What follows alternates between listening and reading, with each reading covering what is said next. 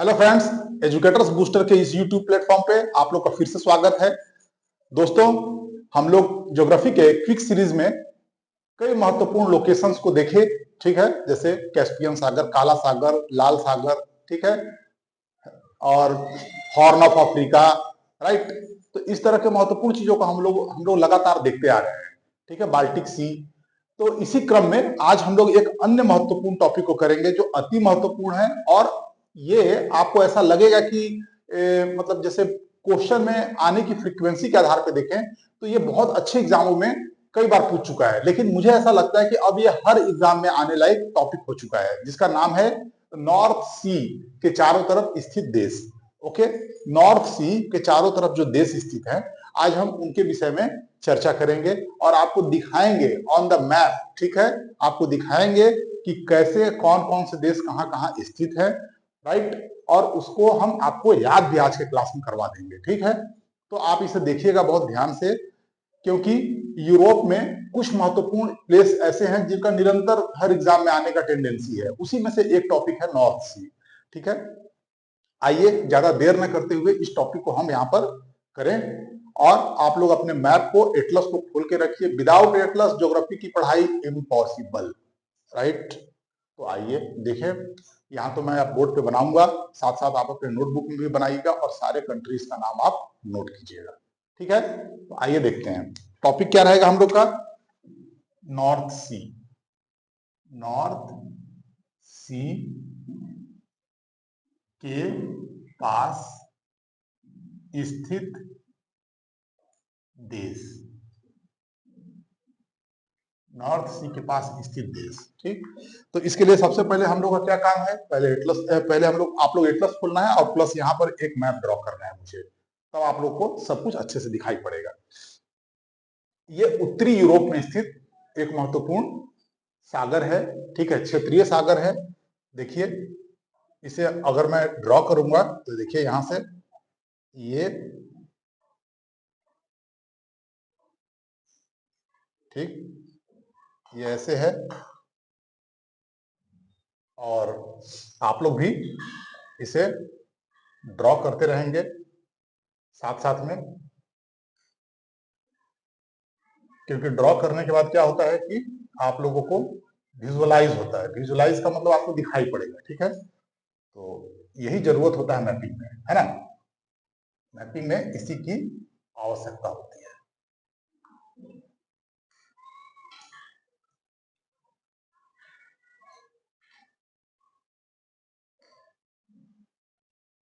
आप लोग अपना ड्रॉ कीजिए।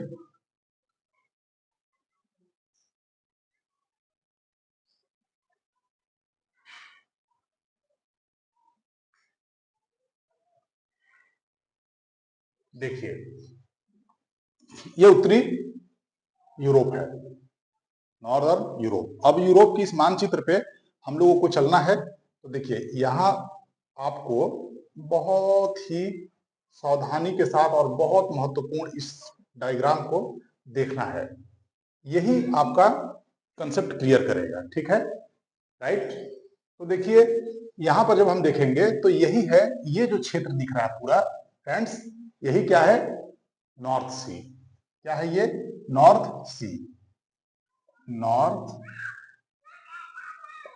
सी, ये नॉर्थ सी है, नॉर्थ सी इसे कहते हैं, ठीक है।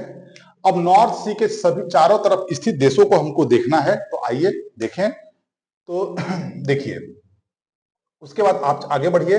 तो देखिए, यहां पर ये जो है, यहां पर एक देश आपको दिखाई पड़ेगा।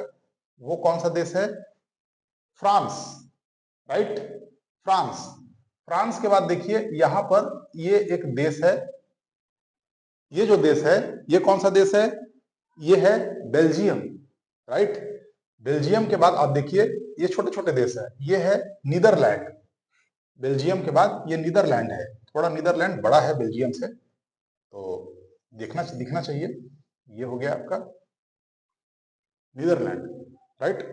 नीदरलैंड के बाद फिर देखिए, यहां पर एक देश काफी महत्वपूर्ण है, ऐसे है, ठीक है, ये है जर्मनी, राइट, जर्मनी है ये। ये जर्मनी जो है, हालांकि इसे और अच्छे से अगर हम लोग बनाए तो जर्मनी जो है वो ऐसे है, इस तरीके से जर्मनी इन सभी की सीमाओं को छूता है। ठीक है, आप मैपिंग में ठीक से देखिएगा। खैर वो तो बाद में हम लोग करेंगे, जब यूरोप के महत्वपूर्ण जब पॉलिटिकल मैप को देखेंगे कंट्रीज को, तब वहां पे हम लोग देख लेंगे। लेकिन फिलहाल हम लोग नॉर्थ सी के पास स्थित देशों को देख रहे हैं। ठीक है, उसके बाद फिर ये एक देश है। ठीक है, अब देखिए, अब इन्हें जब हम, सबसे इंपॉर्टेंट ये है, आप इसे ही भूल सकते हैं। ठीक है, तो इसे ही आप ध्यान से देखिए। फ्रांस, फ्रांस को देखा हमने, उसके बाद फिर हमने क्या देखा, बेल्जियम को देखा, फिर नीदरलैंड को देखा, फिर देखा हमने जर्मनी को, तब हमने देखा डेनमार्क को। ठीक है, यहां मैं लिख देता हूं डेनमार्क। तो डेनमार्क, डेनमार्क, ये, फिर आप यहां आइए तो ये जो कंट्री है, ये जो ऊपर आपको दिखाई दे रहा है, ये है नॉर्वे। नॉर्वे, तो नॉर्वे, तो इतने देश जो हैं, और ये है ग्रेट ब्रिटेन। क्या कहते हैं, great Britain, GREAT, great Britain. ठीक है, ग्रेट ब्रिटेन, ब्रिटेन, तो ये हो गया।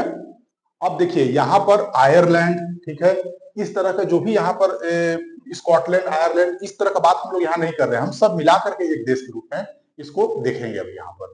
ठीक, इसे कंफ्यूज नहीं करना है, कहीं पे दिया हो तो उस पर ध्यान नहीं देना है, केवल यहाँ पर ब्रिटेन को ही हम रखते हैं एक देश के रूप में। ठीक, तो आइए अब देखिए, तो ये है फ्रांस। क्या है, ये फ्रांस है। मैं कलर चेंज कर लूं थोड़ा सा, ये फ्रांस, फ्रांस, ठीक है। फ्रांस के बाद ये कौन है, तो ये है बेल्जियम। तो बेल्जियम है, तो हम लोग यहां नीचे लिख देंगे बेल्जियम, बेल्जियम हो गया। उसके बाद फिर देखिए ये जो एक कंट्री है जो आपको दिखाई पड़ रहा है, इसे मैं थोड़ा सा, पहले तो ये आपको पता है जर्मनी, ठीक है, जर्मनी, और इस कंट्री को मैं आगे निकाल के लिख दूं तो चल जाएगा काम। ठीक है, नीदरलैंड, नीदरलैंड्स, राइट। उसके बाद फिर हम लोग आगे चले, ये डेनमार्क हो ही गया, ये नॉर्वे हो गया, और ये ब्रिटेन हो गया। ठीक, तो अब आगे देखिए, अब इन सभी देशों का थोड़ा राजधानी भी हम लोग देख लें तो ज्यादा अच्छा होगा। तो फ्रांस की राजधानी पेरिस यहां पर है। ठीक है, पेरिस। उसके बाद फिर बेल्जियम की राजधानी क्या है, ब्रुसेल्स। ठीक है, तो ब्रुसेल्स को हम लोग यहाँ पे देखेंगे, तो मैं इसे थोड़ा सा बाहर निकालूंगा, अगर ऐसे तो आप लोग को समझ में आ जाना चाहिए कि मैं यहाँ ब्रुसेल्स लिखने जा रहा हूँ। ठीक है, ब्रुसेल्स, ब्रुसेल्स, ठीक है, ब्रुसेल्स। उसके बाद फिर बेल्जियम की बेल्जियम। अब फिर देखिए यहाँ पर कौन सा देश है, ये देखिए नीदरलैंड। नीदरलैंड का राजधानी क्या है, एम्स्टर्डम। क्या, एम्स्टर्डम। तो यहां पर मैं लिख रहा हूं, आप ध्यान दीजिएगा, एम्स्टर्डम, एम्स्टर्डम, ठीक से ध्यान देना है। ठीक है, जर्मनी का क्या है, बर्लिन, तो ये बर्लिन होगा। ठीक है, ये बर्लिन होगा, जर्मनी की राजधानी बर्लिन है। आप लोग को बहुत बढ़िया तरीके से याद है, हमने पहले भी ये काम किया है, कोई नया नहीं है, आप लोगों को तो याद हो गया होगा अब। ठीक है, यहाँ पर तो पता ही है आपको, यहाँ पर तो आपको पता ही होगा ये किसकी राजधानी है। तो ये राजधानी हालांकि और सटा हुआ है, मैं यहाँ बना दे रहा हूँ। यहाँ बहुत सारे द्वीप है छोटे छोटे, जो डेनमार्क के ही के अपने मतलब कि भूभाग हैं, तो वहीं पर स्थित है कोपेनहेगन। कौन, कोपेन, कोपेनहेगन, कोपेनहेगन, ठीक है। और नॉर्वे का ओस्लो, ठीक है, क्या, ओस्लो। और इसकी राजधानी क्या है, लंदन, पता ही है आप लोगों को, तो लंदन, ठीक है, ये लंदन हो गया। तो ये हो गया पूरा एक मानचित्र। अब इस मानचित्र के जरिए अब आप ध्यान से देख लीजिए, एक बार बहुत अच्छे तरीके से देखना है। नॉर्थ सी के चारों तरफ स्थित देश में ब्रिटेन, राजधानी लंदन। उसके बाद फिर फ्रांस, राजधानी पेरिस, ठीक है। बेल्जियम राजधानी ब्रुसेल्स, ठीक है। उसके बाद फिर नीदरलैंड राजधानी एम्स्टर्डम, उसके बाद फिर जर्मनी राजधानी बर्लिन, राइट। उसके बाद डेनमार्क राजधानी कोपेनहेगन और नॉर्वे राजधानी ओस्लो। ये टोटल 7 कंट्रीज है। तो लिख दिया जाए नाम, तो नाम लिख दिया जाए। फर्स्ट कंट्री कौन है? तो ग्रेट ब्रिटेन। नाम है, क्या करेंगे, लिखना पड़ेगा। Great Britain, Britain, great Britain. Second number France, France. Third number पे अगर हम लोग चले तो थर्ड नंबर में हम लोग को देखना है कौन सा देश है। तो थर्ड नंबर में हम लोग का है बेल्जियम, बेल्जियम। 4 नंबर में हम लोग आगे आना है, तो 4 नंबर में क्या है? Netherlands, Netherlands,